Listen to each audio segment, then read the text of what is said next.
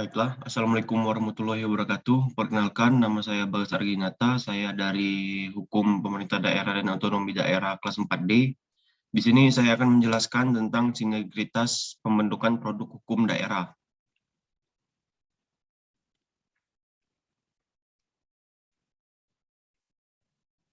Ya, yang pertama, arah kebijakan otonomi daerah, yaitu yang pertama dari percepatan kesejahteraan rakyat, yaitu untuk peningkatan pelayanan, pemberdayaan, dan peran serta masyarakat. Dan ketiga, meningkatkan daya saing daerah dengan memperhatikan prinsip demokrasi, pemerataan, keadilan, dan kekhasan suatu daerah dalam sistem negara kesatuan Republik Indonesia. Yang kedua, efisiensi dan efektivitas VENI Pemda. Yang pertama, hubungan antara pemerintah pusat dengan pemerintah daerah dan antar daerah. Yang kedua, potensi dan keanekaragaman daerah. Tiga, peluang dan tantangan persaingan global dalam kesatuan sistem penyelenggaraan pemerintahan negara.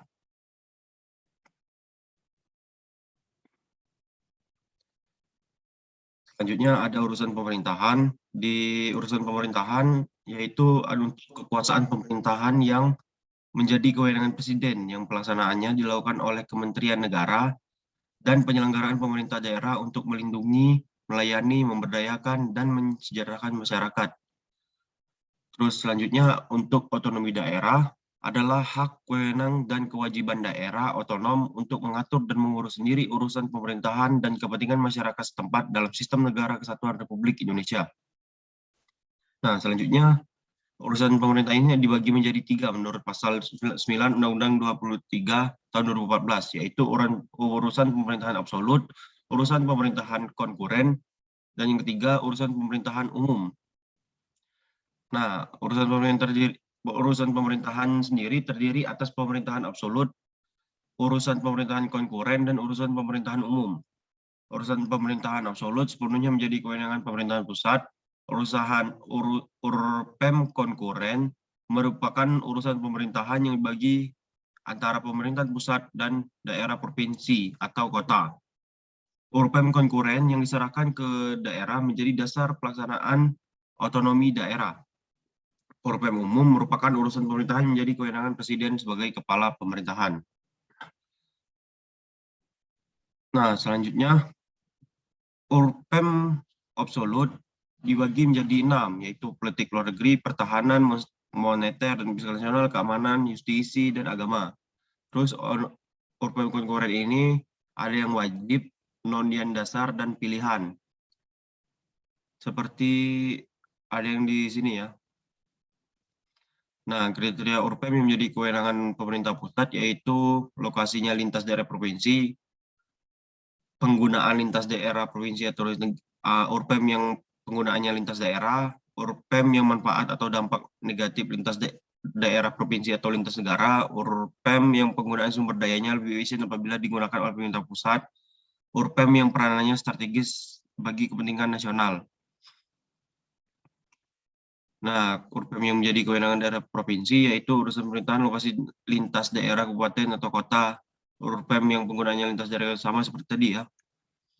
Nah, ini masih sama juga. Terus kewenangan pemerintah pusat yaitu menetapkan norma standar prosedur dan kriteria atau NSPK dalam rangka penyelenggaraan urusan pemerintahan. Nah, NSPK ini merupakan ketentuan peraturan perundang-undangan yang ditetapkan oleh pemerintah pusat sebagai pedoman dalam penyelenggaraan urusan pemerintah konkuren yang menjadi kewenangan pemerintah pusat dan yang menjadi kewenangan daerah. Pemerintah pusat dalam menyelenggarakan urusan pemerintahan konkuren ini berwenang seperti tadi ya. Terus selanjutnya ada kebijakan daerah. Kebijakan daerah ini yang pertama diatur dalam pasal 17 Undang-Undang 23 tahun 2014. Daerah berhak menetapkan kebijakan daerah untuk menyelenggarakan urusan pemerintahan yang menjadi kewenangan daerah. Daerah dalam menetapkan kebijakan daerah wajib berpedoman pada norma standar prosedur dan kriteria yang telah ditetapkan oleh pemerintah pusat.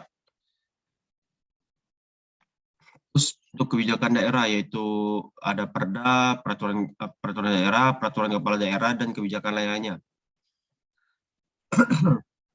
Selanjutnya ada pembinaan dan penguasaan kebijakan daerah. Pembinaan dan penguasaan diatur dalam pasal 8 ayat 1, pasal 8 ayat 2, dan pasal 8 ayat 3 yang bisa dicari sendiri ya, atau dibaca seperti ini. Nah, selanjutnya ada jenis pembinaan umum. Jenis pembinaan umum ini dibagi menjadi 10 seperti yang ini.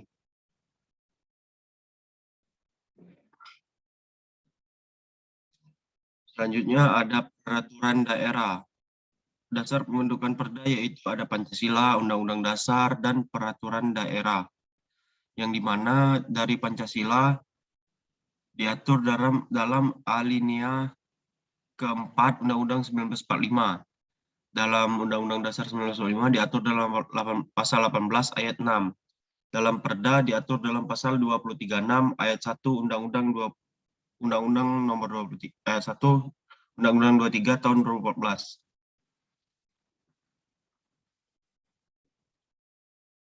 Materi pemuatan perda yaitu amanat peraturan perundang-undangan kepala daerah untuk menetapkan perda, kewenangan daerah untuk melaksanakan urusan pemerintahan daerah, muatan lokal sesuai dengan ketentuan peraturan perundang-undangan.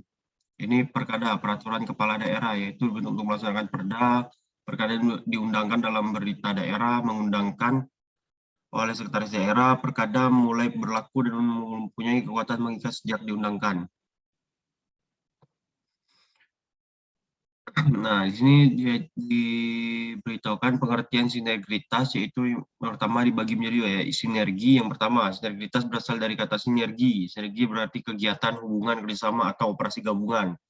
Sedangkan sinergitas adalah kerjasama atau unsur bagian fungsi instansi yang menghasilkan suatu tujuan lebih baik dan lebih besar daripada yang dikerjakan.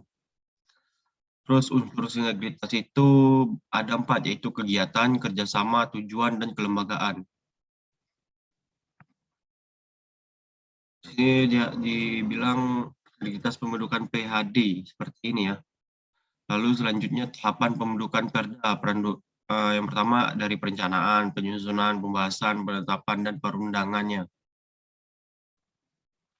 Sinergitas pembentukan rancangan perda, tahapan perencanaan, penyusunan, pembahasan, penetapan, dan pengundangan. Lalu dari pembentukan perda, baru penyempurnaan materi penguatan ran perda, tahap ini fasilitasi. Tahap krusialnya yaitu seperti ini ya.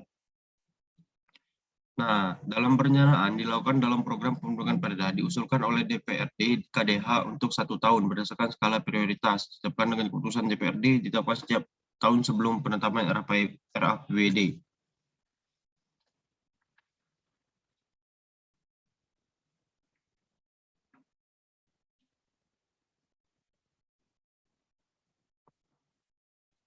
Cukup sekian dari saya, itu yang bisa saya jelaskan. Kalau ada salah saya mohon maaf. Saya tutup. Assalamualaikum warahmatullahi wabarakatuh.